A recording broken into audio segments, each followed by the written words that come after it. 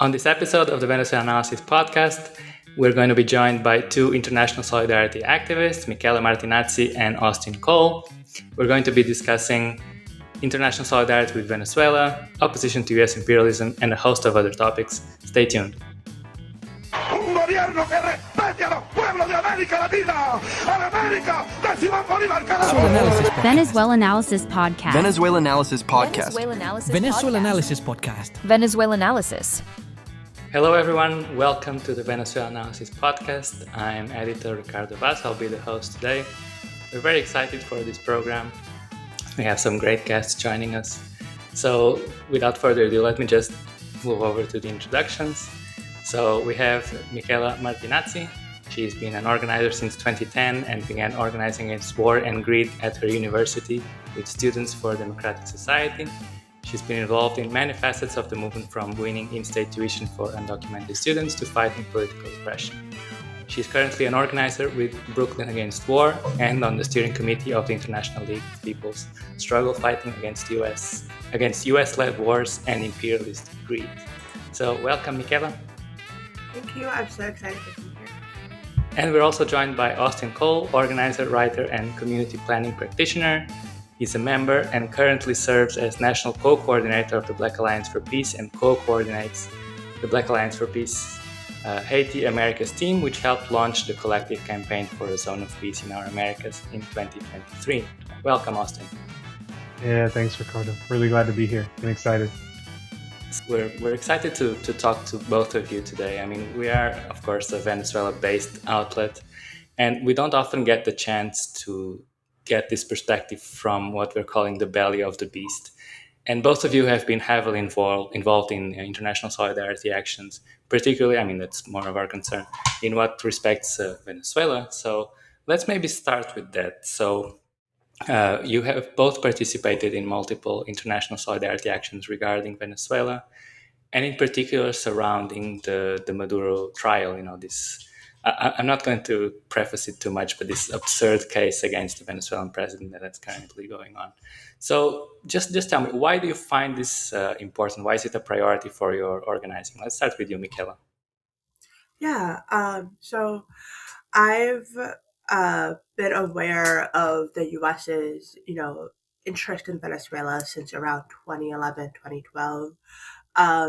And back then I always knew that it was about imperialist greed and plunder. And it was because, there was this effort to nationalize resources in the country and give it back to the people. And the United States hates that. So in this current era, I saw that as, of course, a continuation of that, where, kidnapping Maduro and Flores was such an overt war crime.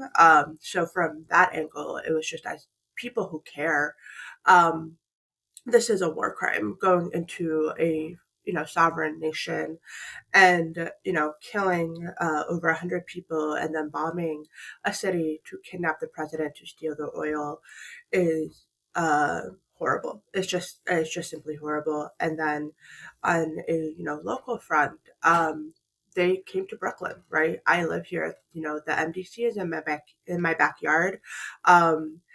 I can take 2 buses and I'm there. And so, this federal facility is now holding 2 prisoners of war. And it's our responsibility as New Yorkers to make sure that, they are returned safely to their country and that our tax dollars are not used to imprison them, which is, where our attention should lie. It's just really unconscionable that the United States continues to have them and keep them in Brooklyn. Yeah, absolutely. It's ludicrous no matter how you look at it. Austin, your thoughts in particular on this, let's say, latest episode of imperialist aggression against Venezuela and the organizing around it. Yeah, so I think the way that we see it in Black Alliance for Peace and the way that I see it is that, our work is really to, we say kind of recapture and grow the historic anti-war, anti-imperialist, and pro-peace positions of the Black radical movement, right? Or radical Black and African liberation movements. And this case, the case of Venezuela really shows why that's critical, right?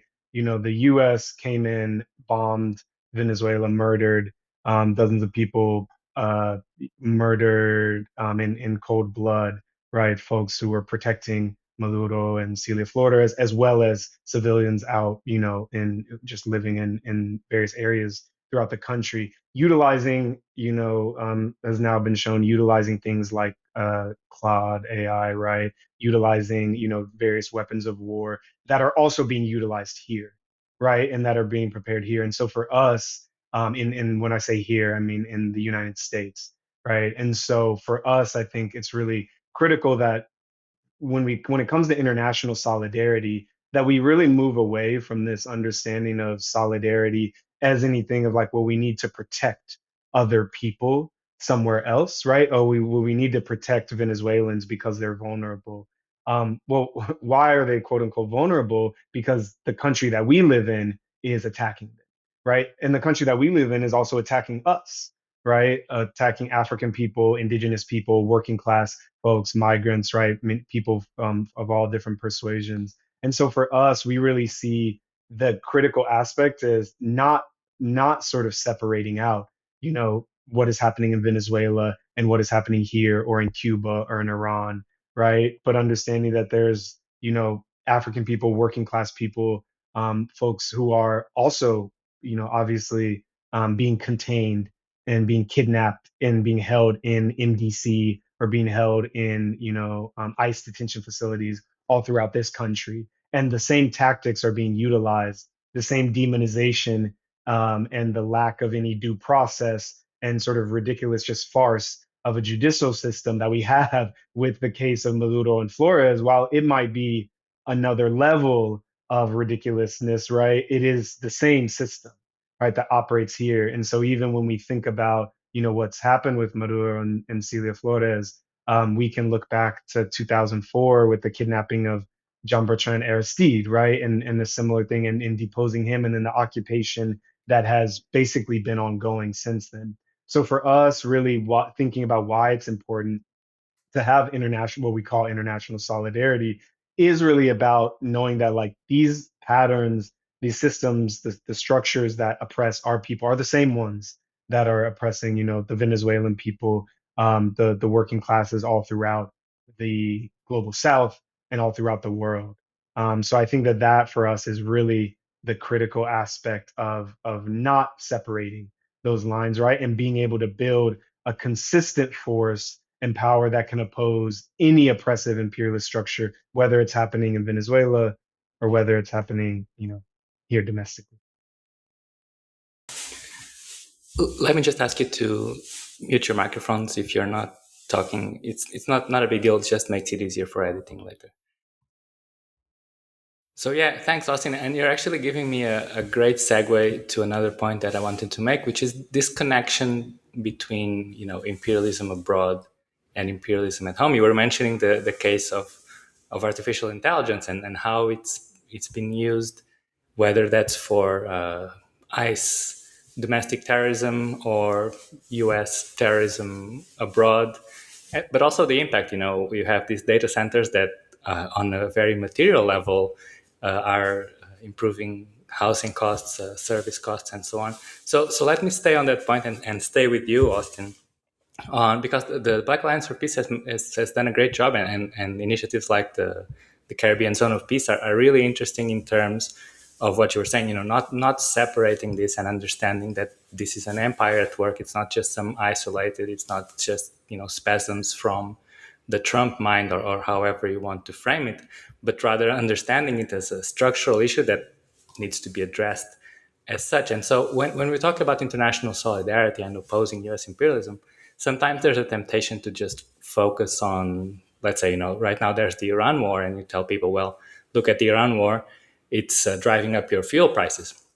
And that may be kind of an entry point if you want to get someone's attention. But at the same time, as you were kind of already explaining, you should not limit it to such, let's say, such a narrow perspective of, let's say, the immediate material needs of the working class in the global north, which many times or very often comes at the expense of the working class in the global south. So, keeping that as a different sides of the same problem.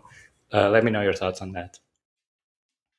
Yeah, absolutely. And I actually just got back about 10 days ago from a conference and People Summit, the first conference for transitioning away from fossil fuels in down in Santa Marta in Colombia. And one of the big things that came out of it from the People Summit, and the focus was we can't actually talk about transitioning away from fossil fuels, global climate governance, if we're not addressing militarism, if we're not addressing the lack of any real international order, right? You know, folks love to talk about the liberal Western order, but the US just violates that, and the, you know, Zionist state of Israel violates that every chance they get, right? And so I think to your point around how do we kind of see those connections, I think the data center piece that you mentioned is a really important one because even in this, you know, in this conference that we had and that we attended and facilitated for Afro descendant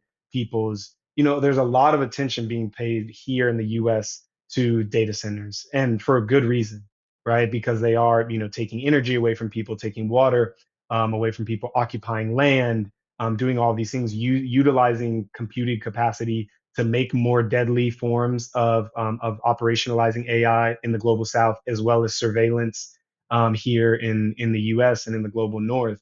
But there's not as much conversation about how those data centers even are able to be built and how the processing capacity is able to be put online, which is through terrible and mass scale extraction all throughout the global south, right? In particular in the African continent and in Latin and in South America as well, in particular with lithium, you know, with copper, with even gold, right? Mining and all those pieces, as well as the fossil fuel infrastructure that needs to actually power all of these things, and the low wage work that, you know, that goes into the, you know, as has been shown, a lot of the actual programming for what's supposed to be AI is Africans working for almost nothing, having to click through images and identify things. So why do I bring all that up? You know, to relate to what you said related to Venezuela, is because Venezuela plays a critical node in that entire infrastructure of extraction,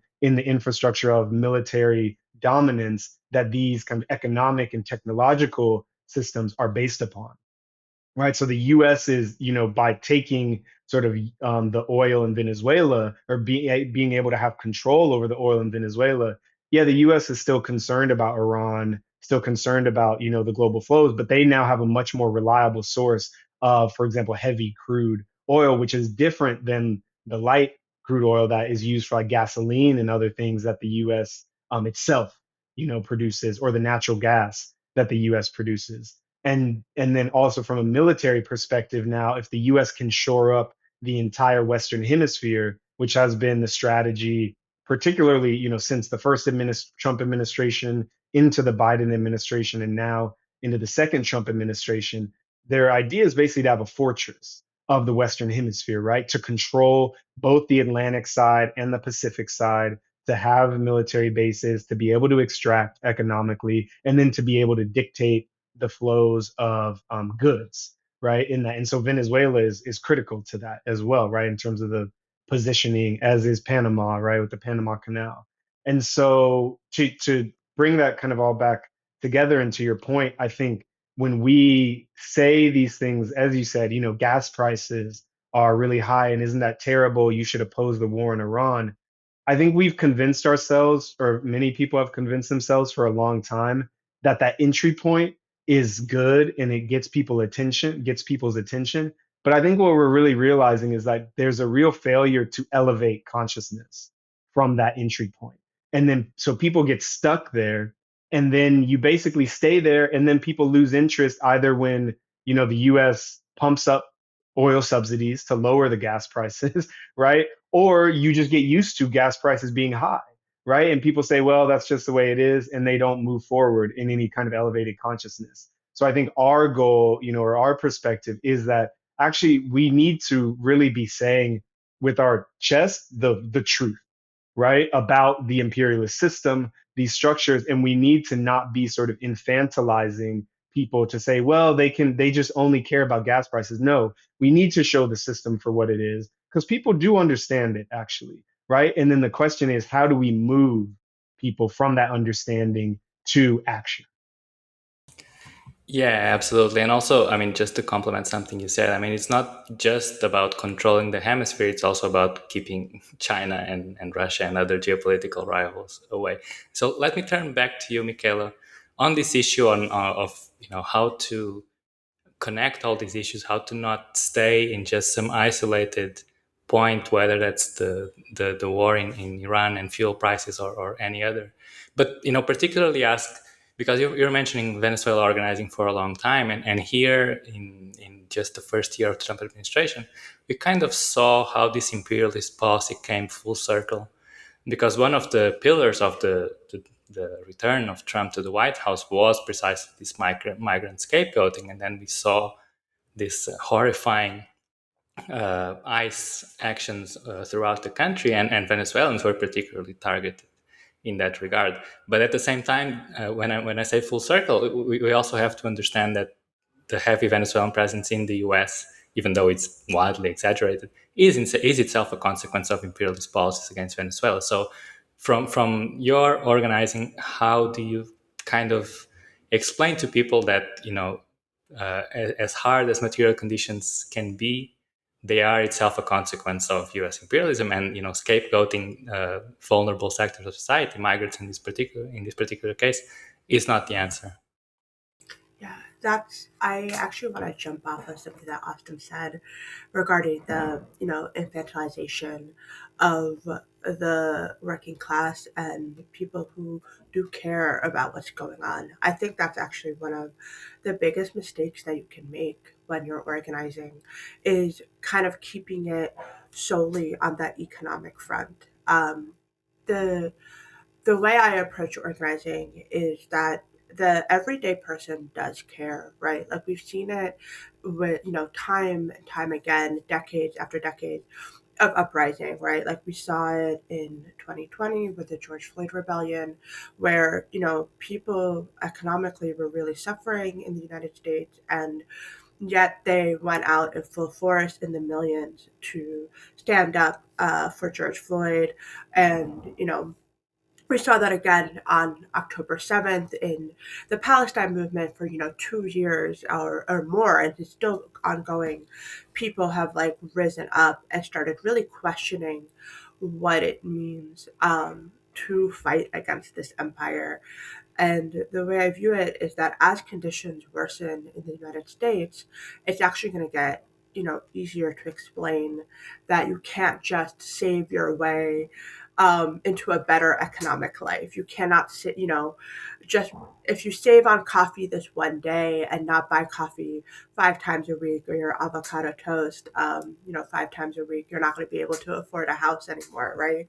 And so I think our job as organizers is to use those entry points of like, man, gas prices are terrible.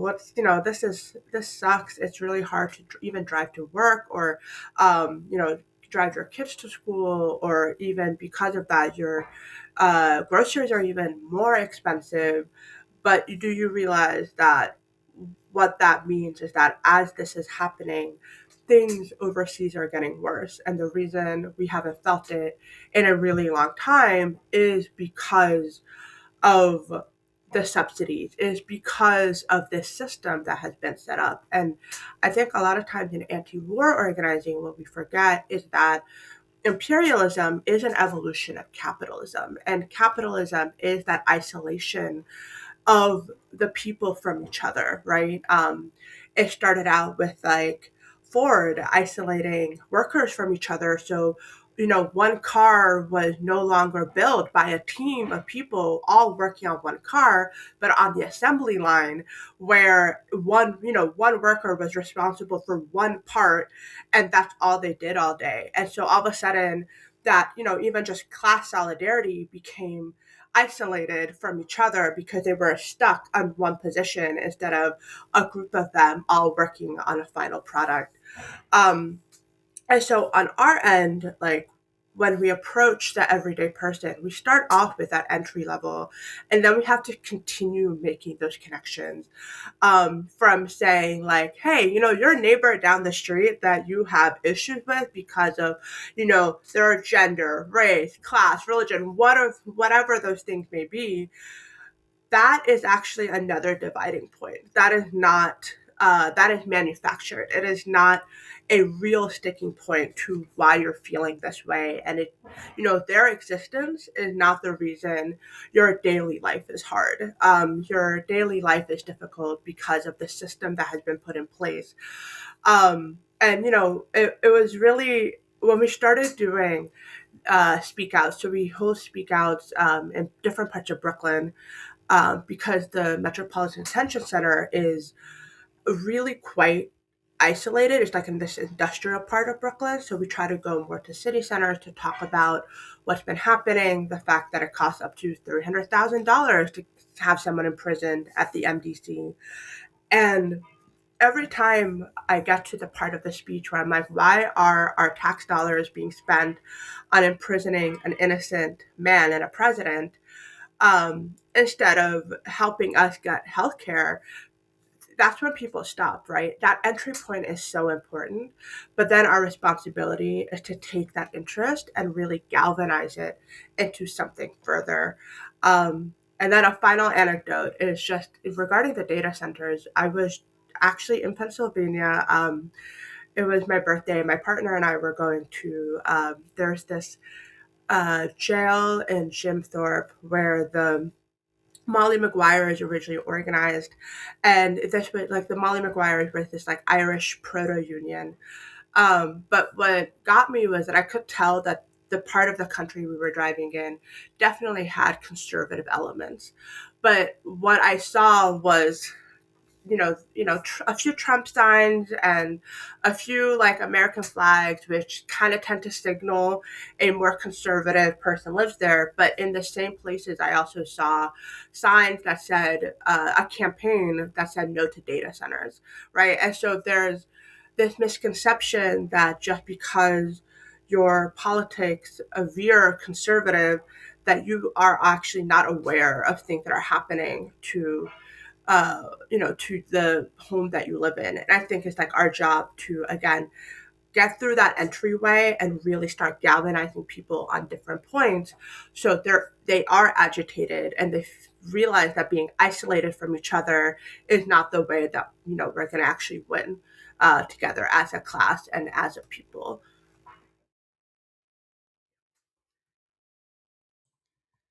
Yeah, absolutely. And I really like both your answers in terms of how, let's say, the construction of class consciousness is inevitably intertwined with international solidarity. And even when and what Michela was saying on how let's say, the prevailing economic model actually influences the rest of the organization of society. Even when we talk about, rising gas prices because of the war in Iran, that's kind of the tip of the iceberg because of this whole model that is built on the heavy extraction of primary raw materials from the global south. So it's an entry point, but it's definitely something you have to build your way up from. But let's go back to Venezuela before we return to, let's say, the more global perspective, because you've both been organizing, and I'll go back to you, Michela, here. What are some obstacles that you faced? Because it's very common to see this comment of "you're not Venezuelan, therefore you should not be taking a position." So, what are some of the challenges that you found when it comes to mobilizing, educating with with the view of international solidarity with towards Venezuela? Oh, what a great question. I'm gonna say it really bluntly. Some of the Venezuelans overseas are some of the meanest people I have ever talked to.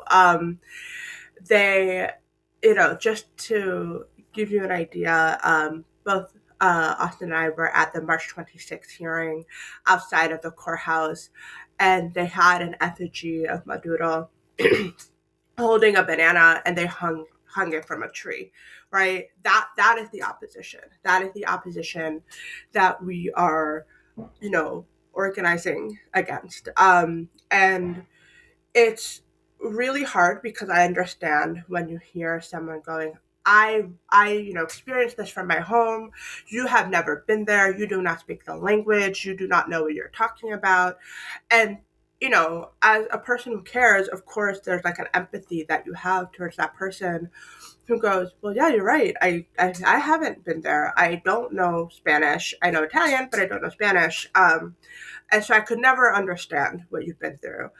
But, what we have to understand is that we have to understand imperialism, right? So we have to understand that regardless of what happens in Venezuela, our role as people who live in the United States you know, um, is not to interfere with other countries.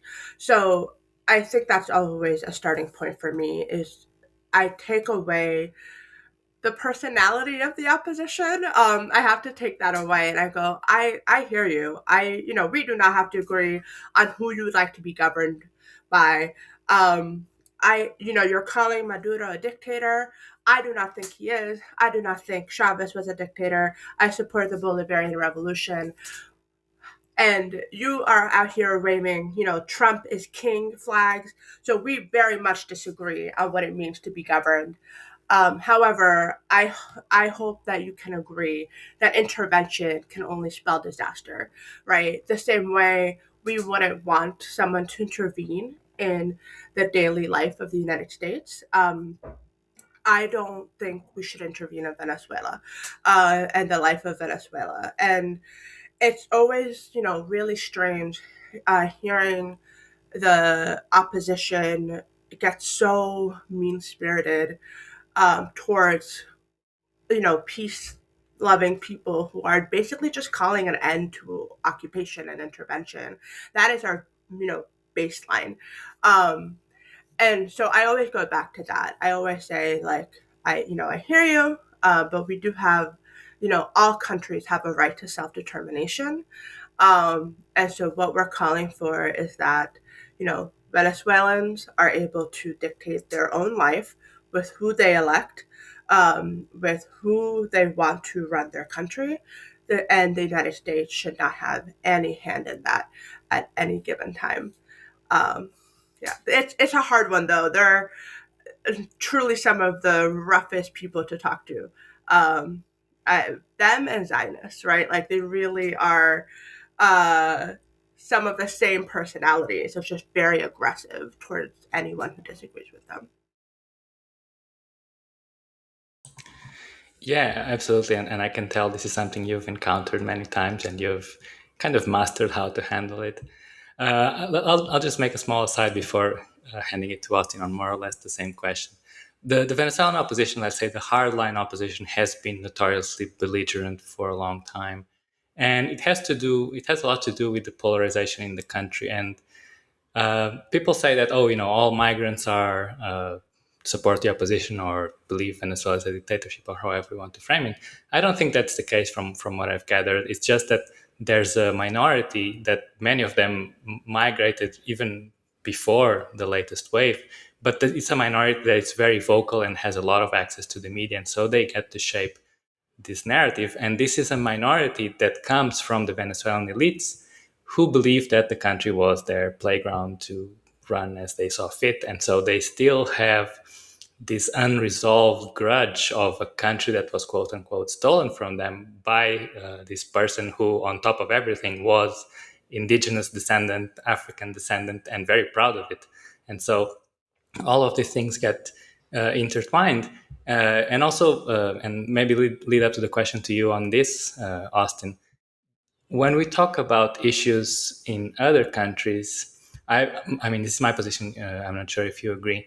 When you organize international solidarity with Venezuela, this does not mean, let's say, a full-throated endorsement or whatever the Venezuelan government does. It's a let's say, a condemnation, like Michela was saying, of U.S. interference. And also another factor is there are many issues in Venezuela. There's no denying it, but it's also worth explaining how these issues get exacerbated themselves by U.S. imperialism. So, your thoughts?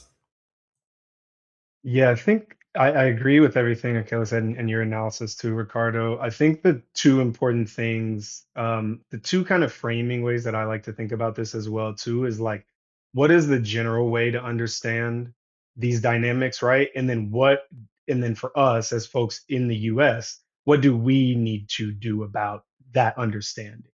And when you look at that the general framework, again, we know that imperialism is the central contradiction that is causing these challenges and these issues, right? So even though you may see that and we see this in Venezuela and Cuba and many places, right? People don't necessarily have food on the table readily, or the power is going out often, or all of these things. My first inclination is probably to blame my government, right? But also, why are these things happening? Because of not only specific sanctions, but also a broader imperialist and neo-colonial form of development that keeps countries underdeveloped by design, right? So like the solutions to those answers are not going to be found by just toppling any individual government or doing whatever, right? It has to actually be destroying the entire imperialist structure, right, in order to do that. So I think that that's one thing. And then, as you know, coming back to the US specific point, and Michaela, I think, laid it out really well. One of my comrades, Erica Keynes, 4 or 5 years ago, wrote a great article called The Limits of Lived Experience." And this was specifically relating to Cuba and Afro-Cubans and some of the protests that happened there. But I'll say, like, as someone who, obviously is, African, right, Black, right, who's been traveling, studying specifically social movements, Black social movements, engaging with social movements in Latin America since 2013, 2012, 2013.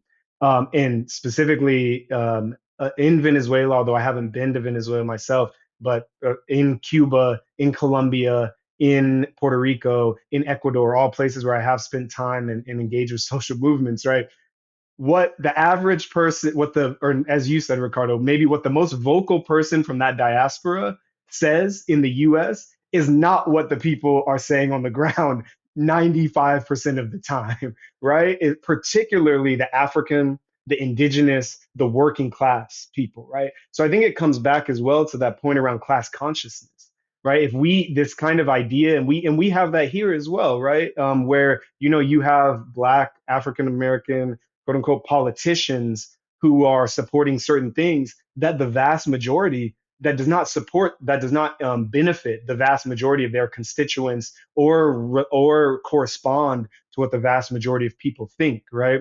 And so when we sort of go to these rallies, or we are seeing certain people being platformed, one, you have to ask yourself, well, is this person that is, one, speaking English, two, in the United States, and three, has the ability to go to this rally in the first place, and is not worried maybe about getting picked up by ICE or other of these things happening? Are they like the full representation of that population, right? And then secondly, even if they were, right, again, coming back to the imperialist structure, it's not principally about your individual lived experience, right? Not that an individual's lived experience doesn't matter. It is a factor, right? But that does not tell you everything about what actually is the correct path that we need to pursue, or the right analysis. And I'll say, as someone who does speak Spanish fluently, right, but is not Venezuelan, when I got up and spoke Spanish at the rally, they were mad because they couldn't say, "We'll speak Spanish now," right? Because I spoke Spanish. And then afterwards, some of them were yelling, some of the folks as we were leaving were yelling, I won't repeat what they were yelling at me, but they were yelling racist things at me, because they were like, well, I can't yell at you for not speaking Spanish. So now I'm going to yell at you for being Black, basically. Right. And so you see how those things, correspond. And I'm used to it, right? Because again, I said, I've lived in Colombia before, in Cuba, speaking, Venezuela and Colombia, there's a lot, both of them have a lot of really challenging political or polarized, right, politics, to say the least, right? That is imbued with all of these things related to racism, white supremacy, colonialism, patriarchy. But I'll just say, right, like, if I was, if I was reporting from London in 1865, right, about what's going on in the US, I would not take a quote from Jefferson Davis, the leader of the Confederacy, who might to be indicative of what is needed in the US, right? And how people are and how the pathway of that country needs to proceed. And I think that's something that we need to really think about, particularly when it comes to Cuba, particularly when it comes to Venezuela. These are, as you said, right, in part indigenous African working class revolutions, and the people that those revolutions are against were, large plantation owners, large mega corporation industrial owners, right? And then even the more kind of petty bourgeois elements that still had their own privileges, right? And so I think it really does come back to that class question. And this is fundamentally as much as we sometimes it feels weird to say when we kind of bring in people with a moral argument as well about why things shouldn't happen. It's at the end of the day about power and about politics, right? And about who has control over, in this case, the state or whatever, the community. And what we are saying, or at least what I'm saying, what the Black Alliance for Peace says, is not that power does not exist and it shouldn't exist at all, right? It is that the power should reside in the vast majority, in the oppressed peoples, in, the African, the indigenous, the migrant, the working class peoples, to have control over their own destinies, right? And to not be continually dominated by those oppressive classes, by those classes that will fall back on white supremacy, that will fall back on elitism in order to wrest control back, right? And so I think Venezuela is both, the Bolivarian revolution in Venezuela, but then Venezuela, even on the global and regional scale, is an expression of that sort of indigenous African working class revolutionary aim, right? Even when you look at what Venezuela did for the Caribbean and Petrocaribe and all these other things, Venezuela has played this role of trying to uplift the most oppressed peoples as it can as well in that nation. And that's not to say that it always succeeds in that, right? Or that there aren't contradictions within how that is happening, or that there aren't, there isn't back and forth that happens, right? But overwhelmingly, I think we can't fall into the trap of platforming, right? People are saying, well, I can't speak on Venezuela because no, you should know a bit about before you speak on it, right? You should educate yourself in all of these things, but you know about imperialism, you know about class exploitation and oppression, right? You know about military domination because, as we said at the beginning, all of those things are also happening here, right? And so I think it's really important that we don't fall too far down the trap of like, well, if you weren't born in a place, lived there your entire life, then you have nothing to say, because that's a great way for folks to shut down any revolutionary or radical consciousness building among the general population. Yeah, absolutely. And I think it also goes to the point of rejecting US exceptionalism. So uh, you cannot go from this extreme of saying, oh, you're not from Venezuela, you cannot say anything, and go to the other where you pretend that the US has this divine right to interfere in other countries. And to your point, I mean, we always talk about Venezuela and oil and the greatest oil reserves in the planet, and all of that is, of course, very true and very important. But you were mentioning why was Chavez such a threat, and why was he so demonized? And it's precisely because he had this idea that the downtrodden, the wretched of the earth should be in charge, and they should write their own history, and that, of course, represents, to quote Obama, an unusual and extraordinary threat to U.S. interests in the region, although, of course, not in the sense that Obama meant it. So, yeah, I mean, I think just off the bat, I mean, if someone is going after you with nothing better than racist insults, then I mean, they are not a representative of such a diverse and Afro descendant country like Venezuela.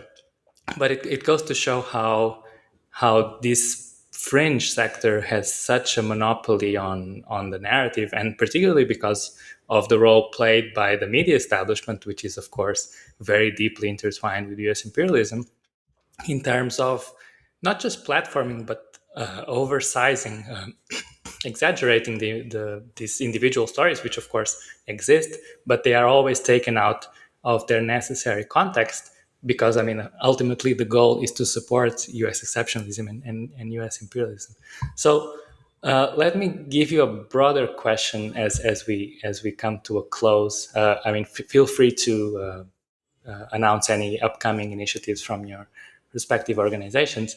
But we are now at a time where, you know, say this without cursing, things are difficult. We have uh, imperialism unleashed, although as both of you have mentioned at different points, it is a reaction to let's say a downfall in US hegemony, and it's a very aggressive reaction to that. But I mean, just to name a few, we have this ongoing war in Iran, we have the non-stop genocide in Palestine, we have these looming threats against Cuba, we saw what happened in Venezuela. So and I'm sorry, this is going to be perhaps a bit tough to answer, but what does meaningful solidarity represent at this time? I mean, beyond just stating principles and stating that you are opposed to this, what's the path forward? That on one hand, and on the other, maybe this is a bit more personal, but given everything that's going on, how do you remain hopeful, not just individually, but maintaining morale within your organizations to and also I mean in the difficult material conditions that the working class finds itself in, even in the global north, where do you find the energy to continue fighting against empire? Let's start with you, Michela, and then give the closing floor to Austin. That's a great question. It is overwhelming, right? I think um, I got really radicalized by the case of Trayvon Martin.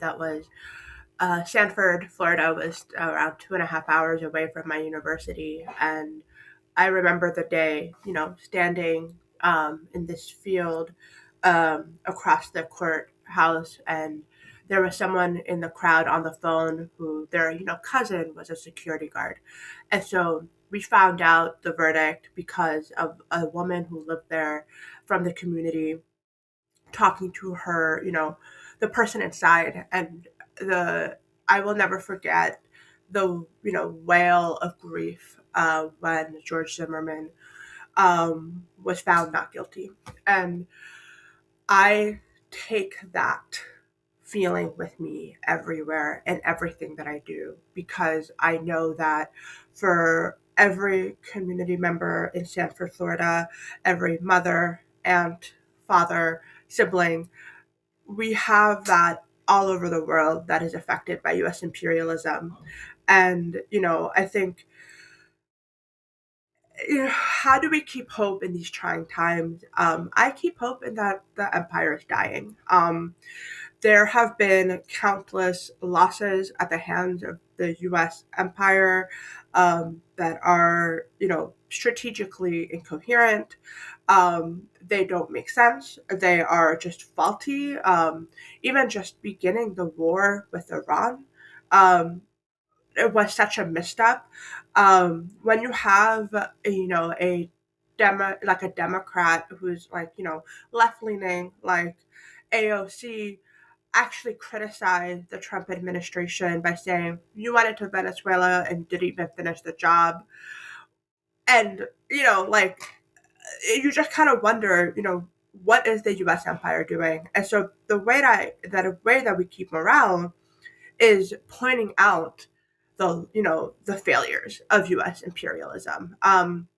The Palestinian resistance is still standing strong, right? Like, they are still fighting every day, and they have dealt blows to Israel, which is obviously funded by US interests. But they have dealt blows to Israel on a daily basis. Iran is posting hilarious memes on Twitter as just like a ha ha ha, this, y'all are losing. And, when the tariffs were happening, countries all over the world were just making fun of the United States. And, even back to Venezuela, the Bolivarian Revolution is still strong. It's still fighting. It's still ongoing. And despite like the countless coups that the United States has attempted, we all remember the clown that was Juan Guaido, right? Like, we all remember him. Um, but nobody else will. The only reason we remember him is because we partake in anti-imperialist struggle every day. But he's now in the dust of the history books. Nobody's going to know who he is in 5 years. And so it's always our job is to acknowledge the strength of U.S. empire and understand the impact, but also shine a light on the incredible failures of U.S. empire. And sometimes when things get really bad, is focusing on those failures. Go, okay, we may have lost it here. People died here. The U.S. lost here in a great, great way. Okay, let's continue that front. And on a smaller day to day, the solidarity of we were outside the courtroom for Maduro and Flores for around 5 hours. Our numbers ended up dwindling because a lot of despite what the opposition say, a lot of us have jobs, and so we were kind of there when we were supposed to be, and then sneaking off to write an email, and then coming back, and you know but so a lot of people towards the middle of the afternoon had to leave to go to work. Um, but what we showed is that the opposition wasn't the loudest voice. We were.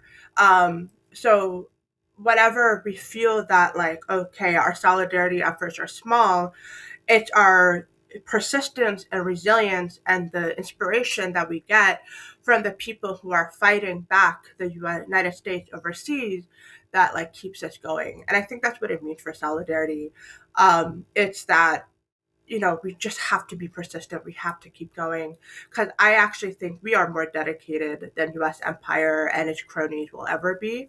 And that's kind of the comfort that we have to find in whenever we get way too tired, is that we're more dedicated, we're more persistent, and the US empire will crumble. It cannot last. It's already losing.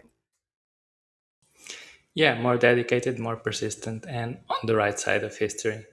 Just a small note here. I mean, besides the fact of accusing you of not being Venezuela, which of course you're not, there's always this wild charge of you're being paid by the Venezuelan government, and I think that's kind of a projection. This idea that you cannot fight for something you believe in, unless you cannot do it for free. I think it says more about them than it says about whoever is, as you were saying, juggling, finding time where time does not exist to fight for something you believe in. So sorry about the interruption, Austin. On to you and the same question. Yeah, no, I think that those are both really important reflections. And on the point of resilience, I mean, I think, Michaela mentioned the Palestinian resistance. When it comes to this question, I think a lot about Walid Daka, the former Palestinian political prisoner who was martyred in 2024, who spoke a lot about revolutionary love and revolutionary optimism, in that you don't revolutionary optimism does not come from some highfalutin just belief that everything is going to be better, but it is built through continued struggle and commitment despite everything that is thrown at you. And that really resonates for me because I think, Michaela really mentioning Trayvon Martin kind of brought me back, like emotionally thinking about that, thinking about like these murders, that, and kind of similar why I got sort of, for lack of a better word, radicalized or moved into fighting for, the liberation of our people in a more concerted way.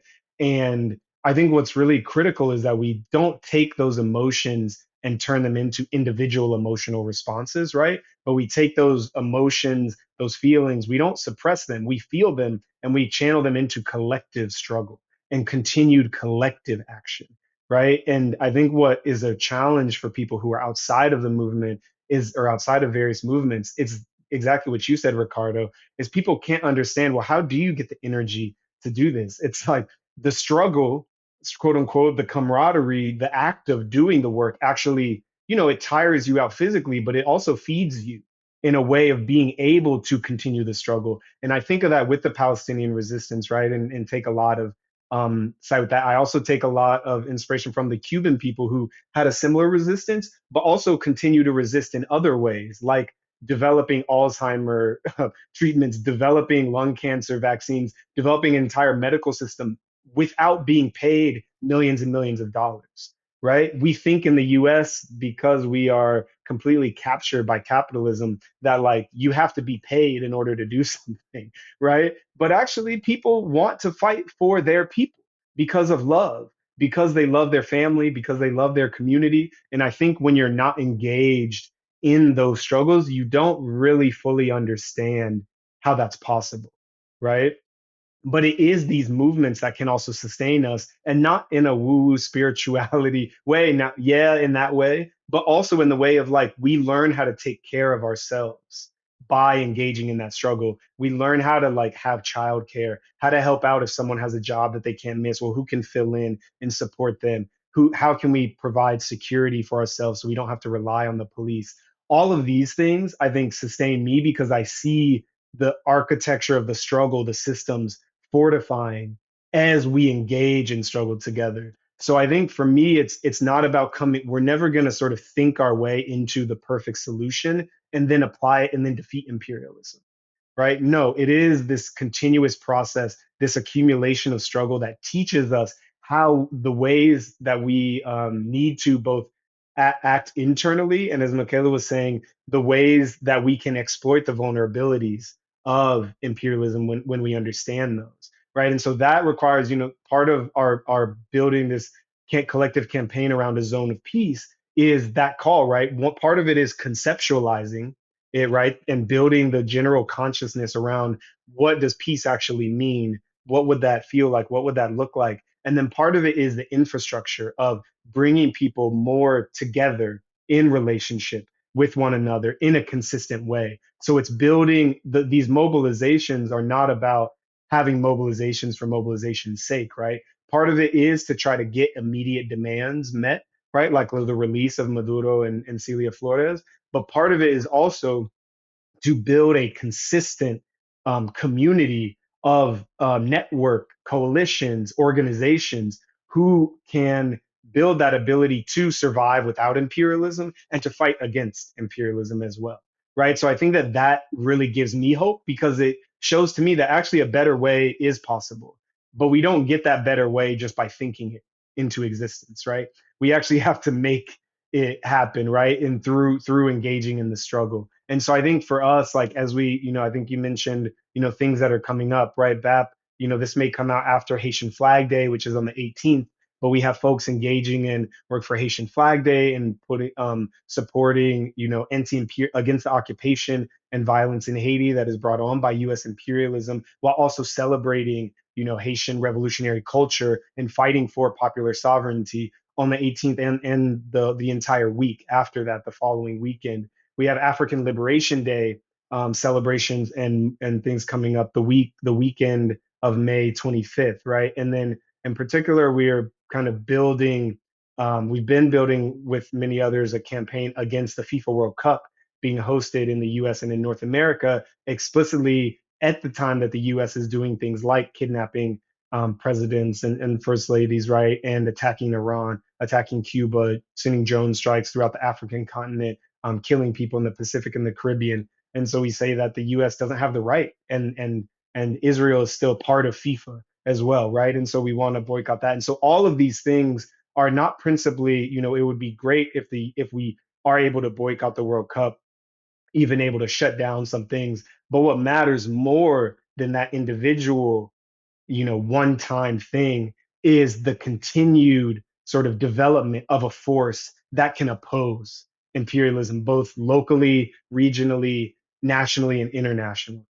Right. And so that for me is what kind of sustains me is sort of being involved in this, seeing even when, we take quantitative steps backwards, you start to see those qualitative changes in the way that people think, the qualitative changes in the way that we're able to organize. And then eventually we do take those quantitative steps forward that lead to the bigger transformations.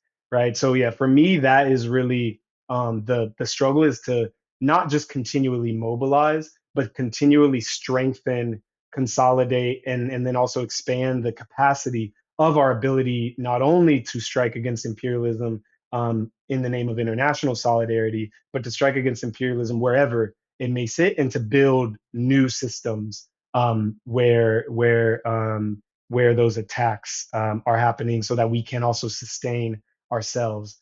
So I, despite it's chaotic and it's hard out here, right? I actually feel much more energized and revolutionarily optimistic right now because of people, the consciousness that is building among people, and people's willingness to turn to each other for and fight for self-determination, as opposed to falling back on the old oppressive system.